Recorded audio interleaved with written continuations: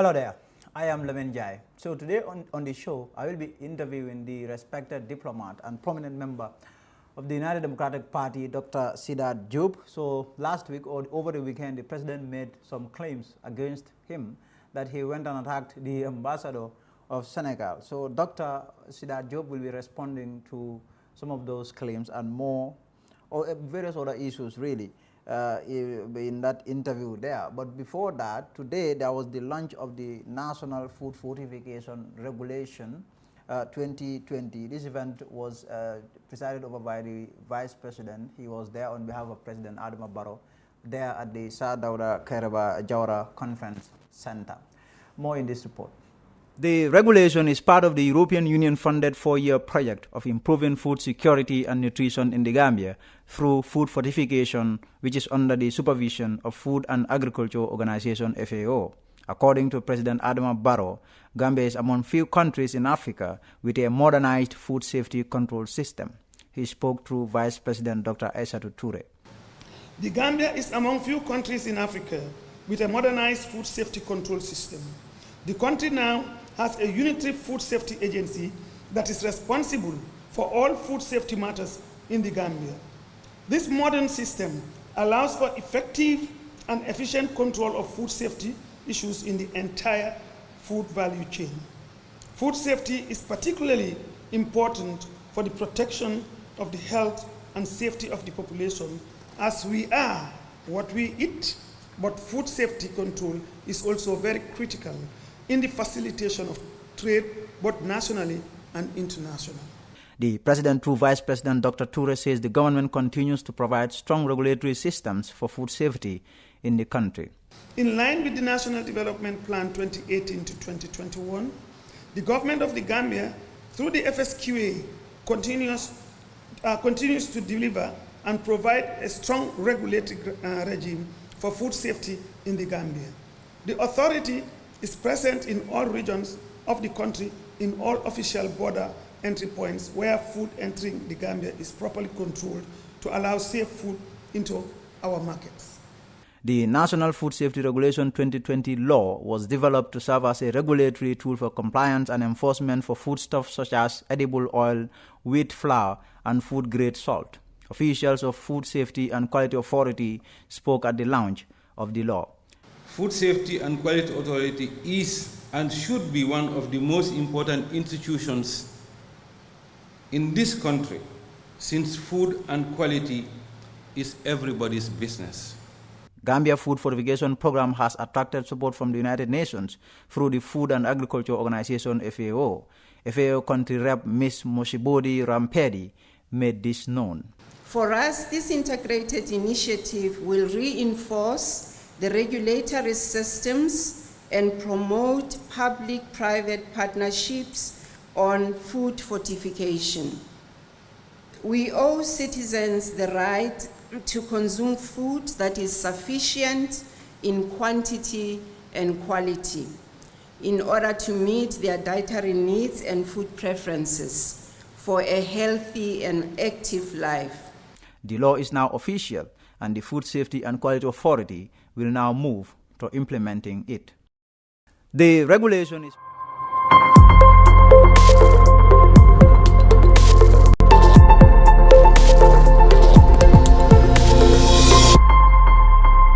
I am Lamin Jai. So today my guest is Dr. Sidat Diop, former foreign minister, former Gambian ambassador, top Gambian diplomat, also a member of the United Democratic Party. He is my guest today. We'll be discussing a few issues. One of them will be claims that were made by President Adama Barrow that he went to the Senegalese ambassador to attack him. This is a top respected diplomat, career diplomat at that. So he is my guest today, and I will speak to him on a number of issues. Doctor, thank you again for being on my show. Thank you, Mr. Lamjai. It's always a pleasure to welcome you here. And I'm glad that you wanted clarification on this issue of our visit of members of the Foreign Service Group of the UDP to the Senegalese ambassador. In fact, what happened was, as we are monitoring various things that are happening in the international world, in order to be able to brief the Secretary General Hussein Odabo of what is going on, to prepare him and update him on matters which he may have to deal with after the elections if he's the winner. We saw at a certain moment that there was a lot of rumors about people being recruited from Senegal, from the Casamance, Guinea-Bissau, and so on, to participate in the Gambian elections. And we thought that this is creating an atmosphere of acrimony, misunderstanding, and it is a bit disquieting for such a thing to continue. And as the major country surrounding the Gambia, we thought of having a visit of all the embassies in the sub-region, in addition to the British, the EU, and also the French, separately as embassies, in order to know what their position is vis-a-vis the forthcoming elections, and also to brief them on the atmosphere that is here and all that we will be doing, so that this goes through a very smooth, tranquil period as an event in the next. So we thought of getting a committee to visit the Senegalese ambassador to draw his attention to these rumors. It was decided that Madam Yam Sek, who is the deputy head of the party, to lead the delegation. In that delegation, there was Tombong Sedi, who is in fact the executive secretary, member of the executive secretary in charge of foreign affairs, Ramzi Diab, and myself. We were four, but under the leadership of Madam Yam Sek. And when we arrived, we just simply chatted with him, thanked the ambassador for the very positive role that Senegal played in 2016 after the elections with Yahya Jammeh, and how since then they've been closely working with the Gambia, and that it is in that spirit, and in the spirit that the opposition also has recognized that we were authorized by the head of the party to come and see him and to discuss various issues and to hear from him too what he has been recording and seeing. And it was then that we told him, we've heard of this, and it would be better if he could, whatever he could do to avoid that Senegalese participate in the elections, in the forthcoming elections. Not only will that strengthen the sovereignty of the Gambia, but it will avoid a certain amount of confusion. And to be frank with you, Lamin Jai, it coincided with a moment when the ambassador himself, having heard of all these rumors of people going to participate, Senegalese, in the Gambian elections, he had already planned to make a tour of the Gambia in order to sensitize Senegalese to keep away from the Gambian electoral process, that it's a sovereign state and it's only Gambian nationals who should vote, and that he was going to make a tour of the country to inform the Senegalese citizens who are within the Republic, which he did 1 week after our visit. Now, the unfortunate thing is, the information mechanism that the president has, unfortunately, and with a lot of modesty, is not very solid. because we visited the Senegalese ambassador 6 weeks ago. He made a tour of the country, and at each stop he was telling the Senegalese not to get involved in the Gambian election. How come that the Senegalese ambassador was making his tour, and it was a public thing, it's even televised and it's in the YouTube, that the Gambia government didn't know about it, or Barrow did not notice it, and he really toured the whole country, telling Senegalese to refrain from getting involved in the Gambian elections. Now, 6 weeks after, when they informed the president, and the people who informed him, or the person who informed him, viciously wanted to create or deepen the rift between the president and I. As you would remember, I recommended to the president that if he was unable to honor the 3 years, let him at least give a great surprise to Gambians by abstaining from the next elections. And of course, you know, they retaliated, saying that the president, whatever happens, will stand. So therefore, someone must have tried to make him feel really that Sidat Jobe is against you. And so the president, without verifying, he had the possibility of asking his foreign minister to check with Senegal, that we've heard that the UDP delegation came to see what really happened. And he would have briefed them, told them that Aji Yam was the leader of the delegation, that I was there, and 2 other people. But they didn't do. And the president so vehemently said that I led the delegation. And which is not true. Which is not true, but I forgive him that, because the president is not very well informed, unfortunately. And there are people around him who are preventing him from seeing reality. So he's made the mistake. I've clarified that in the Standard, and by now he knows that I was in the leader, and it was Aji Yam Sek who was the leader of the delegation.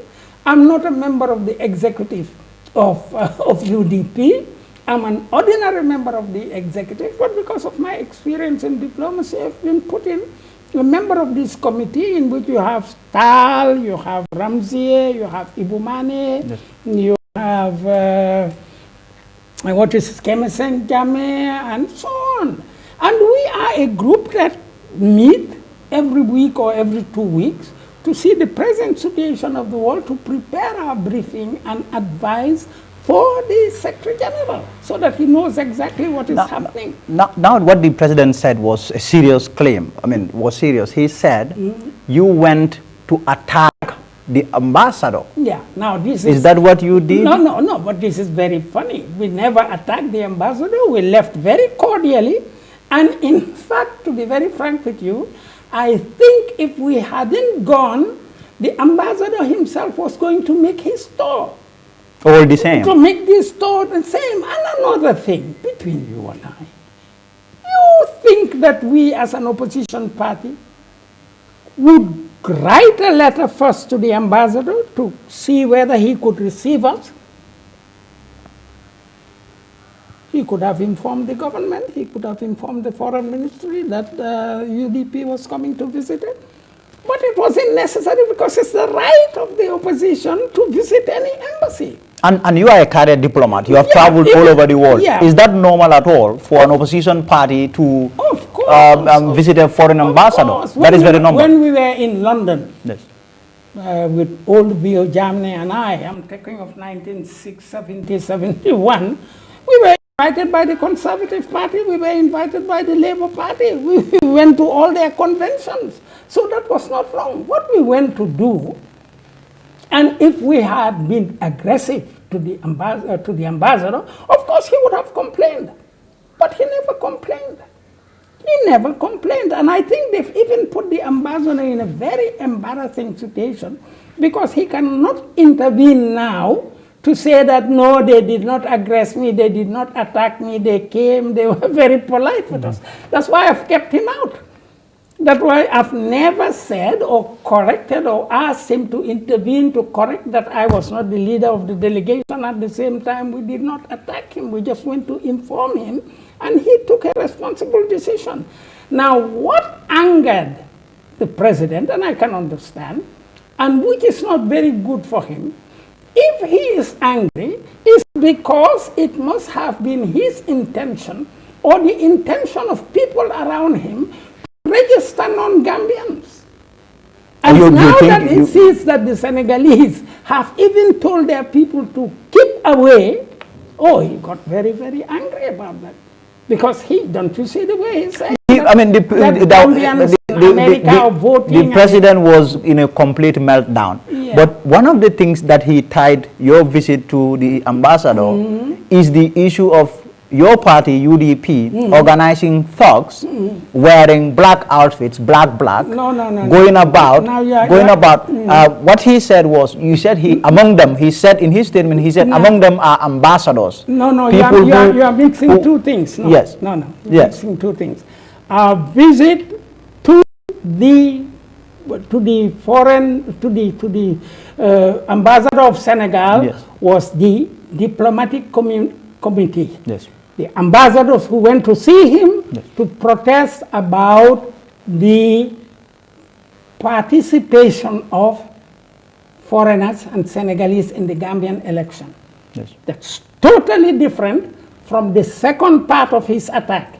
Yeah. The second part of his attack is on the monitoring groups of the UDP. That had nothing to do with us. Yes. The monitoring group are the ones he called putting in black, going to the registration. Profiling people. And profiling people. That had nothing to do with us. That was the second thing, that he was attacking the party, not the group that went. Do you have an opinion on that? No, the opinion that I would have on that is that it was authorized by the IEC, by the Electoral Committee. And it never had, if it was not for the incident that took place in Kanilai and the other place, I don't know, Manduar or whatever, you see, yes. there was no problem. We are nearly getting to the end. Why didn't they say that right from the beginning? And this thing has been authorized by the IEC, by the Electoral Committee. So that had nothing to do with us. And I think the vocabulary he used on them as thugs dressed in black. You know, whenever you talk about black, you remember, of course, Yahya Jammeh's black. The junglers. That is it. So we didn't have anything to do with that. I think the president, as a gentleman, should directly or indirectly apologize to the committee that went to see the ambassador. Because we did nothing wrong. We did not push the ambassador to go and make his tour. He did the tour with the authorization of the Senegalese authorities. And what he did was to tell the Senegalese to abstain from participating in the Gambian election.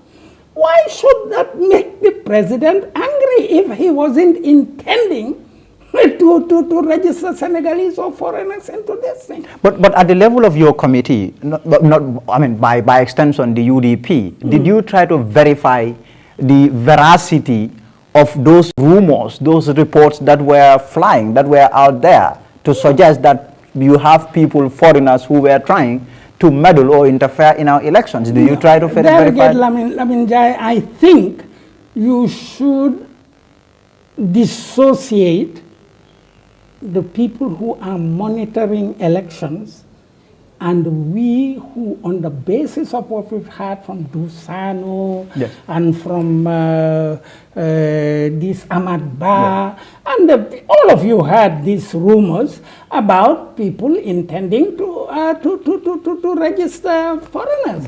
And there was a time when Dusano even said he was going to bring all the wives of Senegalese who married Gambian women, because those are Gambians, they will bring them back to register them. And you heard about the problems of registration on the frontier. That is the committee that is in charge of supervision and registration. We didn't need to know about that. The rumors we had, we went to see the ambassador to thank him for the very peaceful cooperation between Senegal and the Gambia. We drew his attention to the danger of having Senegalese registering for Gambian elections, and he told us that he has heard of it.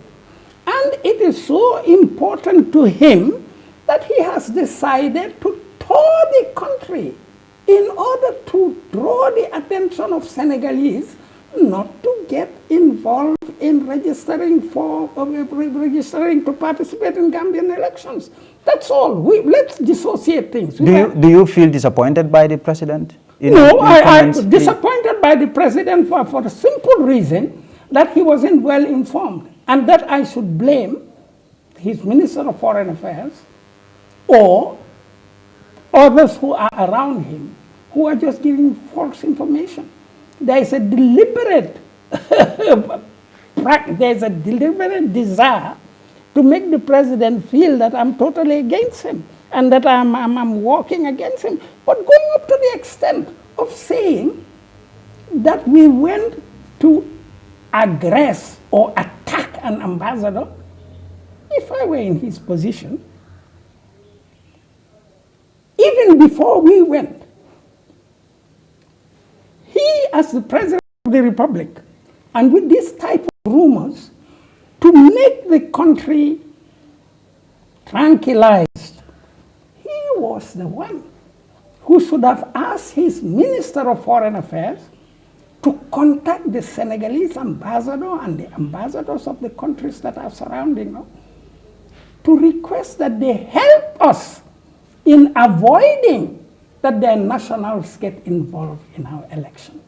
He would have been a greater president, and people will know that he's very fair. Yes. He is going to count on only Gambian voters to elect him, and he wasn't planning in any way to get extra votes by getting Senegalese or Guineans or whoever it may be to register. I understand the foreign minister of Senegal will be flying to the country today, the ambassador's boss, of course. Would you want to meet him too, in terms of expressing or laying before him some of these concerns that you have? Not really. You are giving me the news, and to be very frank with you, we have nothing to do with that visit. I do not know how Barrow has explained this to Dakar. I do not know why at this juncture the Senegalese Minister of Foreign Affairs is coming. We will have to wait to know what he's doing. But if it is to make Senegal know that we did not attack the ambassador himself knows. And I think the ambassador will tell his minister, that in fact they came to see us, but he cannot say that now. If the ambassador says a thing like that, it's as though he is contradicting Barrow. And he's a diplomat enough not to do that. And I think we are also matured enough not to implicate him. We went to visit him. Mm-hmm. We are very happy with the fact that we drew his attention. Yes. We are very happy that he took action against that. But we felt that it was the duty of the government to do that. But if not, we have nothing to do. They are the executive, and it will be really going out of bounds for us to try to meet the minister. What are we going to tell the minister? So 4 or 5 days, that's how much is left in the voter registration. Yeah. The IEC has registered close to 900,000 Gambians. What is your take on the whole exercise? I must say that I am very glad that the registration has gone so far. Nearly 1 million voters out of 2 million inhabitants. I am also very pleased that despite all this acrimony, except for 2 incidents, Njambur and I think in Kanilai, in Kanilai, and Mandwar too. And Mandwar too. And Mandwar, 3 incidents. Of course, every incident is a terrible thing, but thank God it hasn't gone beyond that. And the registration is done. The UDP cannot say that they were prevented from monitoring. Perhaps the monitoring became very irritating for the government. Perhaps they wanted to register more people and they couldn't. But anyway, they've taken it in good faith. And now we have got those who are going to vote. And I think all the parties will be comfortable enough to accept the fact that the thing has been done with transparency, and because I don't think that the NPP has complained that they haven't registered enough, nor the UDP. So it is a positive thing. And you know, I'm telling you one thing. I have been into war zones. I have seen countries whose backbones are broken. And I say, we are very lucky in the Gambia. People say it's because Gambia is blessed. But I think it's more than that. There is a will to avoid going into extremes. And it is for this reason that I would like the president, when he receives information, to verify the substance of what they've told him, to counter-check and know that all what he is going to do or to say is within the framework of the truth, which will give him much more authority. At least I've heard one commentator say that his comments were divisive and that should not come from a president. Yeah, but still... Do you agree to that? I think it was divisive. I think he was disappointed that we went to see the ambassador. But I still forgive him for that because it's the way he has been informed. My friend, human beings are very powerful. Barrow came as a great gentleman. He was going to keep to his 3 years of promise. But people instigated him. Does that include Dabo? Because Dabo said he shouldn't do 3 years, he will do 5 years. No. Wait. Yes. I'll explain that. I'm not here to defend Yes, Dabo on that. Yes. Dabo said at a given period that if people were forcing Barrow to step down 3 years, the Constitution allows him to stay for 5 years. But I think by then Dabo knew that in fact Barrow has now been pushed into accepting the post, and perhaps he had ideas of staying on. Yes. And I think Dabo, logically enough, had it in mind that he could stay for 5 years, and everybody thought if he, because the Constitution gave it to him, it's not because they were doing him a favor. Yes. And this is why nobody claimed against it. It's only the civil society, the 3 years Jotna that claimed it, but all the political parties accepted it.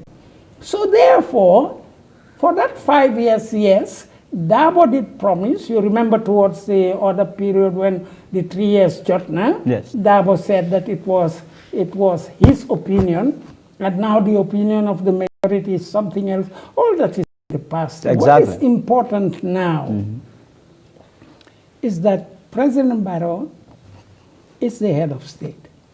We are going to elections on the 4th of December, and what I will wish for him, so that he will go into history, is to see to it either he desists from the election so that there could be a smooth playing field for all the other political parties. But Doctor, clearly he's not planning to do that. He wants to run. Yeah, I know he wants to run, but I'm just talking of the advantages of if he desists, he would shock everyone.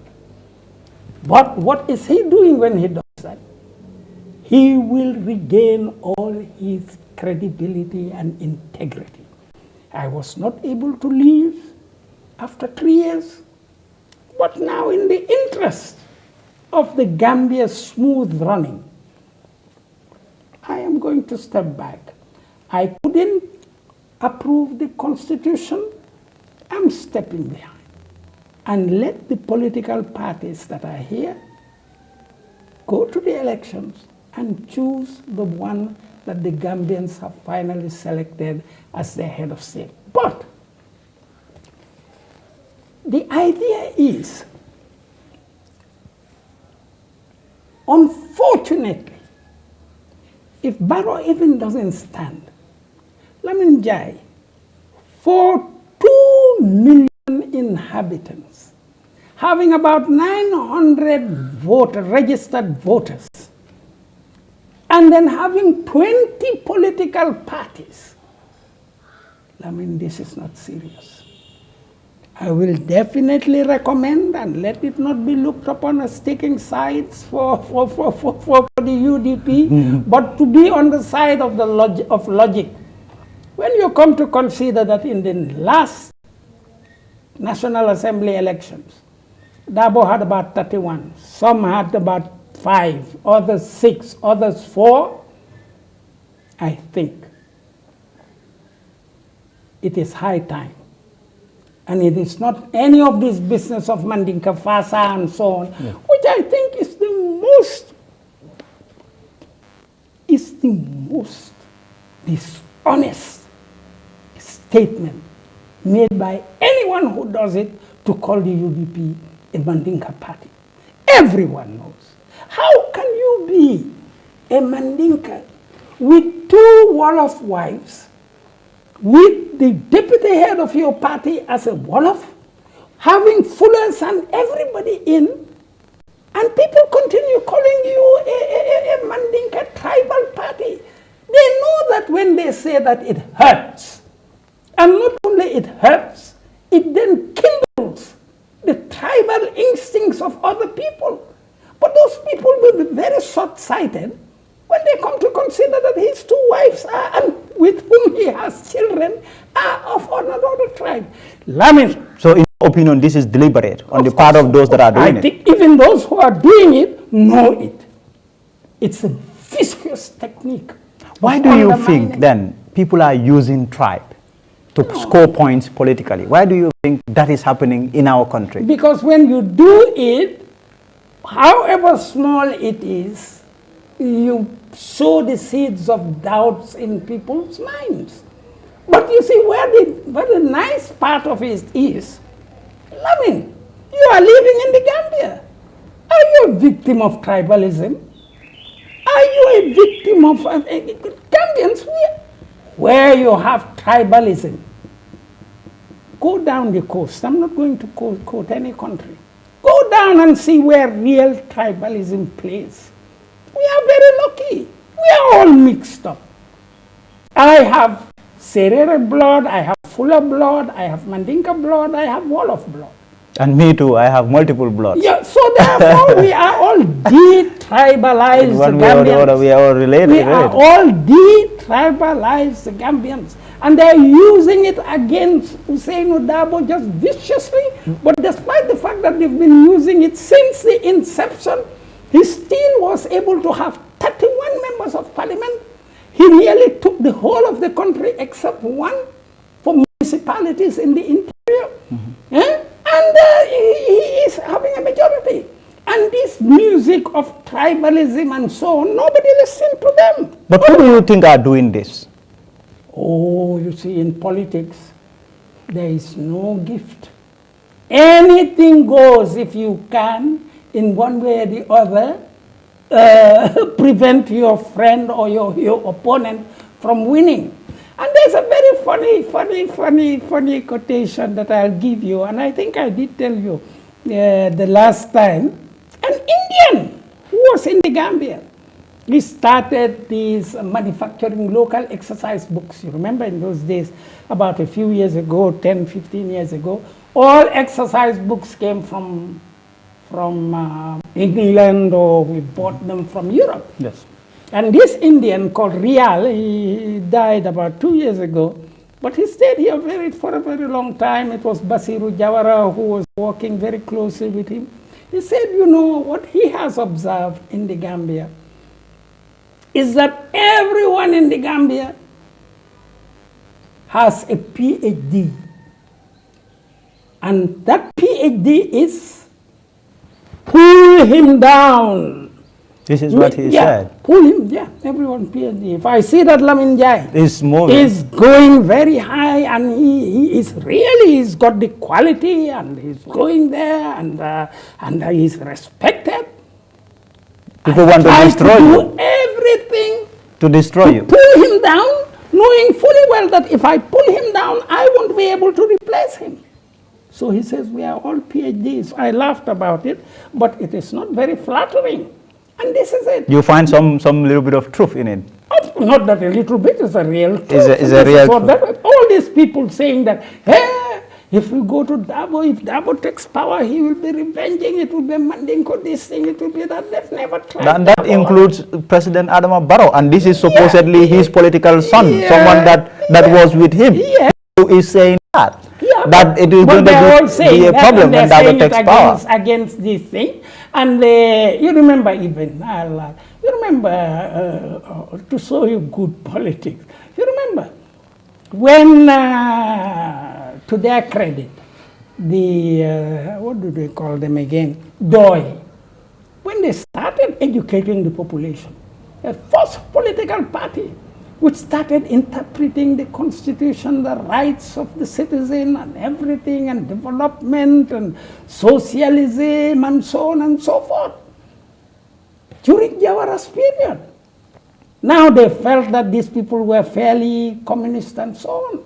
But in the propaganda machinery that was in the PPP, when they went upriver, they were telling people that the DOI, if you elect these people, they mean that, you know, they will even share your wife. Yeah. They will share your wife. They will share your wife. So everything goes. If that could happen on the Jawara and that type of publicity was being given, yes, don't be surprised that they're doing. Anyway, Dabo is leading.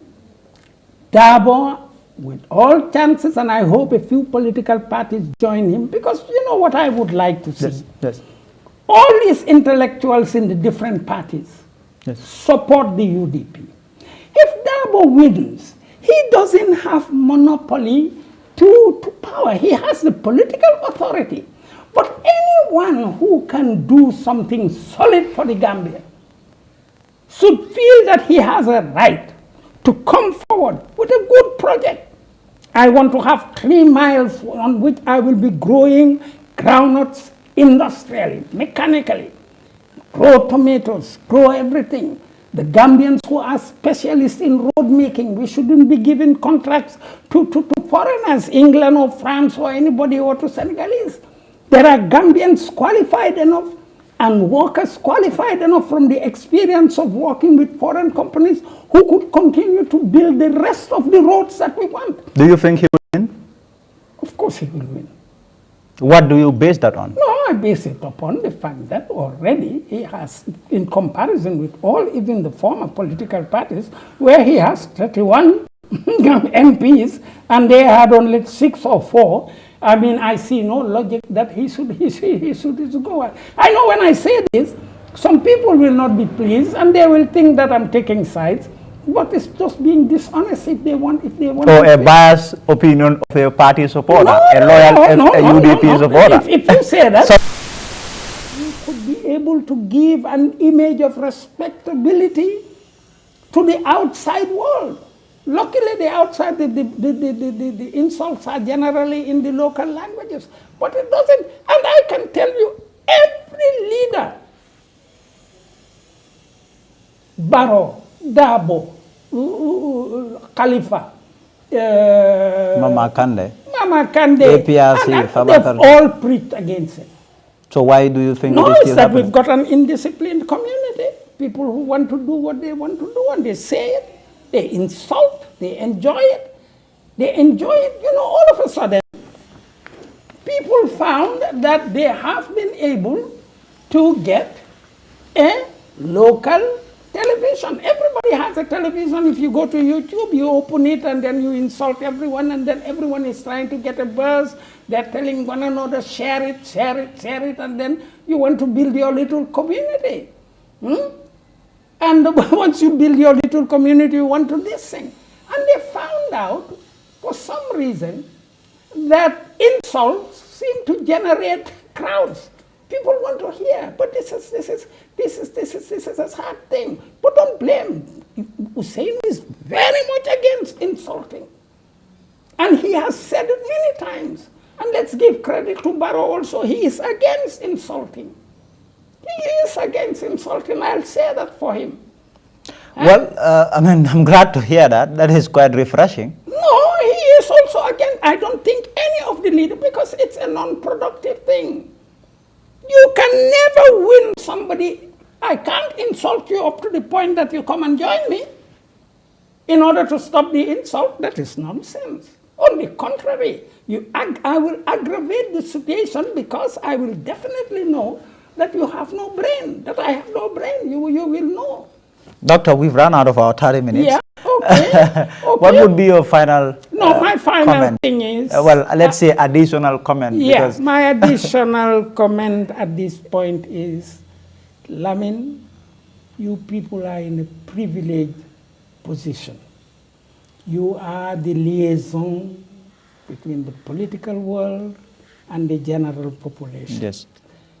And the more you could also instigate by asking the type of questions that you do, for political leaders to be able to talk to their supporters, to see to it that an atmosphere of tranquility and mutual exchange is done. That is the only way that we can save a little country like the Gambia, give credibility to its politics, and make it respected by the outer world. Lamin, we are in a very delicate situation. We don't have a constitution after 5 years. We do not have security reforms. We haven't looked into the public service. We have not looked into the various aspects of our agriculture and how to improve it. 2 million inhabitants, half the population of Dakar. We talk as if though we are more than 100 million. The atmosphere is so bad that it's only with restraint and looking at the wider picture that we want to have a country that is respected. We want to have a country that is respected, and to be respected will enable the outer world to know that we exist and to be able to do all our reforms, to become a solid state with solid institutions. That's the only way that we can survive.